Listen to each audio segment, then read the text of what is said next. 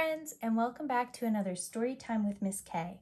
Today I am going to be reading to you a fairy tale, and today's fairy tale is Goldilocks and the Three Bears. Once upon a time, there's that phrase, that sentence that we said starts our fairy tales. Once upon a time, there was a little girl named Goldilocks who had beautiful golden hair. She lived in a pretty house right at the edge of the forest. Each morning she liked to play outside before breakfast, gathering flowers and looking at the animals who lived in the trees. One day she strayed farther than usual. She skipped happily along the forest path, chasing butterflies, until she was far from home and very hungry. Just as she was thinking that it would take a long time to walk back for breakfast, a delicious smell wafted through the woods. She followed it all the way to a little cottage. "I wonder who lives here," Goldilocks said to herself. "Perhaps they would share their breakfast with me." She knocked on the door, but there was no answer. As Goldilocks pushed gently on the door, it swung open. The house inside was cozy and inviting. Even though she knew she shouldn't, Goldilocks stepped inside. The delicious smell was coming from 3 bowls of steaming porridge on the table. There was a great big bowl, a medium-sized bowl, and a teeny-tiny bowl. Goldilocks was so hungry that, even though she knew she shouldn't, she tasted the porridge in the biggest bowl. "Ew!" she cried. "This porridge is too hot." Next, she tasted the porridge in the medium-sized bowl. "Yuck!" she said.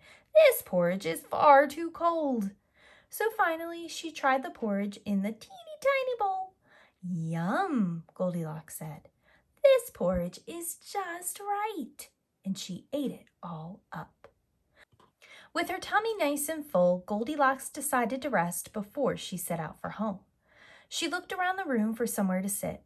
There were 3 chairs, a great big chair, a medium-sized chair, and a teeny-tiny chair. She climbed onto the great big chair. "This chair is far too high," she said. Next, she tried the medium-sized chair, but she sank deep into the cushions. "No," she said. "This chair is far too squashy." So she sat on the teeny-tiny chair. "This chair is just right," she said, settling down. But Goldilocks was very full of porridge and too heavy for the teeny-tiny chair. It squeaked and creaked, it creaked and cracked, then crash! It broke into teeny-tiny pieces, and Goldilocks fell to the floor. "Well, that wasn't a very good chair," she said grumpily. Then, even though she knew she shouldn't, she went to look upstairs. In the bedroom were 3 beds, a great big bed, a middle-sized bed, and a teeny-tiny bed. She tried to lay down on the great big bed, but it wasn't at all comfy. "This bed is too hard and lumpy," she grumbled. Then Goldilocks lay down on the middle-sized bed, but that was no better.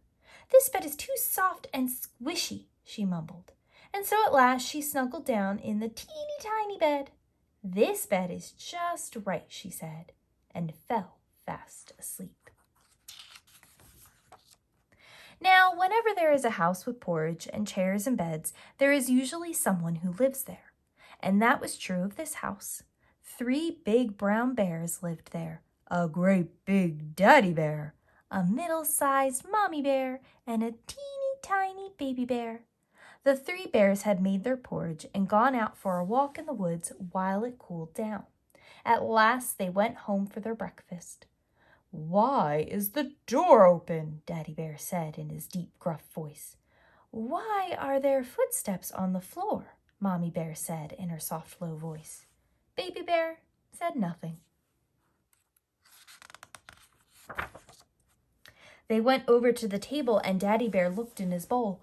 "Someone's been eating my porridge," he growled. Mommy Bear looked in her bowl. "Someone's been eating my porridge," she exclaimed. Baby Bear looked in his bowl. "Someone's been eating my porridge, and they've eaten it all up," he cried in his teeny-tiny voice. Daddy Bear stomped over to his chair. "Someone's been sitting in my chair," he growled. "There's a long hair on it." "Someone's been sitting in my chair," Mommy Bear exclaimed. "The cushions are all squashed." Baby Bear looked at his chair. "Someone's been sitting in my chair," he cried, "and they've broken it into pieces." "Let's get to the bottom of this," Daddy Bear growled, and they padded upstairs to the bedroom. Daddy Bear saw the rumpled covers of his bed. "Someone's been sleeping in my bed," he grumbled. Mommy Bear saw the jumbled pillows on her bed. "Someone's been sleeping in my bed," she said. Baby Bear padded up to his bed. "Someone's been sleeping in my bed, and they're still there," he cried. The three bears crowded around the sleeping girl. Baby Bear reached out a fuzzy paw to touch her golden curls. Goldilocks opened her eyes. Imagine her surprise when she saw three bears peering down at her. She leapt out of the bed, ran down the stairs, through the door, along the path, and all the way home. And she never visited the house of the three bears ever again.